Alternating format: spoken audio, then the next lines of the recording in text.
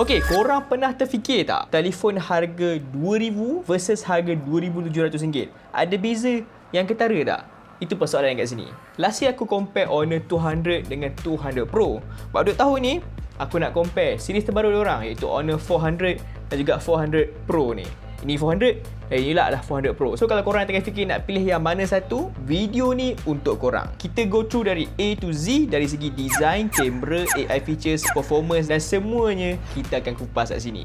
So jom. Okay, jom kita start dari segi design dan display dia terlebih dahulu. Dari segi luaran tu memang nampak berbeza. Kat sini Honor 400 Pro dia punya vibe lebih mewah lah. Skrin dia quad curve AMOLED. Lepas tu besar 67 inci. Bila pegang tu memang rasa macam phone flagship lah kat sini. Lepas tu untuk standard Honor 400 pula, dia datang dengan skrin jenis flat sahaja 6.55 inci. Yang ni pun ramai akan suka sebab dia lebih senang apply screen protector, tak silau tepi dan of course yang paling penting, kalau jatuh tu nak tukar skrin tak mahal sangat. Untuk dia punya display quality pula, aku boleh kata korang semua, dua-dua skrin ni memang kau. First kali dia datang dengan resolusi 1.5K resolution dengan brightness yang tinggi gila 5000 nits, peak brightness terang gila, kalau kena suluh dengan matahari pun still boleh nampak lagi. Lepas tu dia juga datang dengan DeX Signature 3840Hz PWM dimming, penting untuk korang yang suka scroll waktu malam, tak sakit mata kalau korang nak pakai pada jangka masa yang lama tu. Lagi satu, dia juga ada features macam AI defocus display, motion sickness release dan circadian night mode, benda yang jarang ada dekat phone mid range pada masa sekarang ni. So dari segi display, aku boleh kata kedua-dua telefon ni memang rasa macam flagship. Cuma yang versi Pro ni korang tahulah, lebih pro lah dia rasa dia. Sekarang kita masuk ke bab kamera pula. Ramai orang akan tertanya nak pilih yang mana satu bila bab kamera ni, betul tak? Kedua-dua model ni share benda ni. First kali, dia datang dengan 200 megapiksel kamera utama, sensor yang besar, gambar waktu siang dan malam memang sharp, lighting masuk memang cun kat sini. Lepas tu dia datang dengan 12 megapiksel ultra wide plus macro, nice untuk travel shot ataupun close up bunga-bunga tu. Lepas tu, dia juga datang dengan 50 megapiksel selfie camera, sesuai untuk korang yang suka ambil selfie ataupun nak ambil group shot punya selfie. Very useful dan aku suka Honor buat ini pada model sebelum ni lagi. Tapi beza yang paling besar dekat sini lah kan. Honor 400 Pro ada 50 megapiksel telephoto lens yang pakai Sony IMX 856 sensor. Untuk versi Pro korang boleh zoom sampai 50 times, untuk standard hanya 30 times sahaja. Gambar portrait pun lebih details dan dynamic range yang lagi bagus, especially dengan bantuan Hardcore Studio 2.0 yang dah upgrade untuk portrait dan landscape shot tu.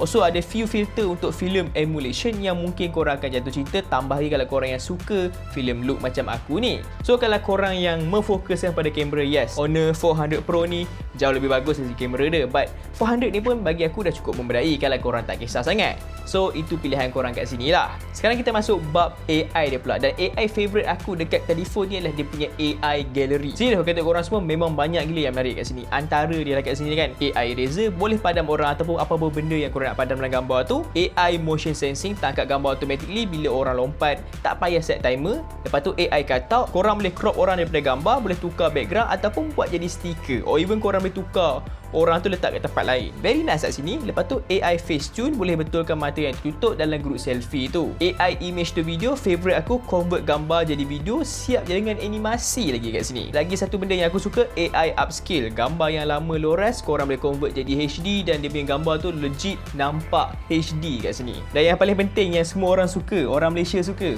is free. Dan seterusnya pula adalah bab chipset. Kat sini aku tak perlu cerita panjang. Of course, 400 Pro akan menang segi dia punya performance dengan Snapdragon 8 Gen 3, manakala untuk 400 yang biasa menggunakan chipset yang sama macam tahun lepas, iaitu Snapdragon 7 Gen 3. So kalau korang yang nak the best of the best dari segi performance, versi Pro lah. Tapi kalau korang yang mungkin tak kisah sangat, bagi aku versi 400 biasa dia pun dah memadai. Cuma kalau korang yang pengguna 200 tu, mungkin korang rasa macam tak berbaloi sangat lah sebab it's the same chipset. But apa yang ditawarkan kat sini dari segi AI, camera upgrade, is actually kind of worth it lah kalau korang pakai model yang sebelum 200 tu. Lepas tu untuk bab bateri dia pula, kedua-dua telefon yang datang dengan bateri sebesar 6000 mAh. Walaupun korang tengok kecil macam ni kan, but bateri dia besar mat. Serius. Cuma kelebihan kat sini kalau korang beli Pro, korang akan dapat wired charger 100W dan juga ada penyokongan untuk 50W wireless charging. Lepas tu kalau korang beli yang standard, korang hanya dapat 80W wired saja dan tak ada penyokongan wireless charging. So it's not really a big deal kat sini, korang pilih sendirilah. Tadi kita sembang pasal AI gallery, sekarang kita sembang pasal AI productivity pula. Dekat sini AI ni korang mungkin dah tahu sebab kita tak tahu aku sembang benda yang sama. Of course dia datang dengan Magic Portal, tarik info daripada apps dan share direct ke WhatsApp, TikTok atau apa-apa apps yang korang boleh hantar message tu. Lepas tu circle to search, sangat simple aku nak cerita kat sini. AI subtitle, AI summary dan translation tool sangat sesuai untuk korang yang nak buat kerja on the go tu, korang nak translate ke ataupun korang tengah dengar podcast bahasa Inggeris, korang nak tukar dalam bahasa Melayu pun boleh. Memang function gila fungsi AI tools ni. Lepas tu dan last sekali yang aku surprise adalah AI deepfake detection, di mana kalau korang kena catfish dekat WhatsApp ataupun mana-mana apps dengan menggunakan face AI tu, dia akan detect ini adalah AI. But overall pretty nice. Semua AI dia ni free dan korang tak perlu bimbang pasal kena bayar tu. I'm talking to you Samsung. Dan kita tak lupa juga, kedua telefon ni ada ketahanan yang tersendiri. Untuk versi Pro, ia datang dengan IP68 dan 69. Kat air debu jatuh pun tahan sebab ada SGS 5 star certified. Lepas tu untuk standard version pula, dia hanya ada IP66. Still tahan lasak, cuma bukan extreme level korang boleh campak dalam kolam tu lah. Dan of course kedua-dua telefon ni datang dengan dual speaker ataupun stereo speaker. Ada NFC, infrared, eSIM support dan Bluetooth 5.4. Memang dah cukup lengkap untuk sebuah telefon pada tahun 2025 ni. Jadi kalau korang yang nak phone yang lebih lasak, versi Pro. Tapi kalau korang yang tak kisah pasal semua benda tu, versi biasa dah cukup okey. So now, the best part adalah harga. Mesti korang nak tahu berapa ria harga kedua-dua telefon ni, betul tak? So, untuk versi Pro, dia datang dengan starting price RM2,699.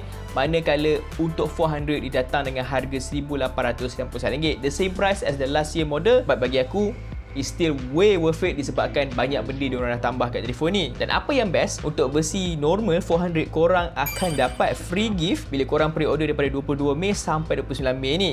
Dan of course untuk 400 Pro korang dapat lagi banyak free gift, antaranya lah Fujifilm Instax Mini Replay, headphone dengan active noise cancellation, warranty tambahan 1 tahun. Manakala untuk standard version pula korang bayar RM1,899. Dan apa yang best kat sini, untuk upgrade pada last year model, untuk versi biasa korang bayar RM1,899, tapi korang dapat variant 512GB storan. Memang besar storan kat sini. Dan of course korang akan dapat 1 year warranty macam versi Pro juga. Jadi kalau korang yang nak beli telefon baru tu, baik korang beli masa pre-order ni. It's really worth it guys. Serius untuk korang semua. So sebagai konklusi dia, bagi aku kedua-dua telefon ni memang bala untuk harga bawah RM2,000 dan juga harga bawah RM2,700 tu, ataupun RM3,000 lah. Sebab apa yang ditawarkan tu memang best lah. Untuk Honor 400 yang biasa ni, mungkin dia tak hebat sangat macam Pro, tapi kamera dia dah cukup bagus. Chipset dia pun walau the same, still good enough. And screen dia cantik, bateri besar. Really worth it. AI dia pun power. Untuk Pro memanglah korang dapat that really hardcore punya portrait, film emulation, chipset Snapdragon 8 Gen 3 dan banyak lagi korang akan dapat. So bagi aku, kalau korang yang betul-betul looking forward for a new mid-range phone yang power, tak payah fikir pasal flagship, Honor 400 series ni is the way to go. So apa pandangan korang pasal kedua-dua telefon ni? Cuba tulis kat comment section tu, okay? So itu sahaja daripada aku, Imran. Assalamualaikum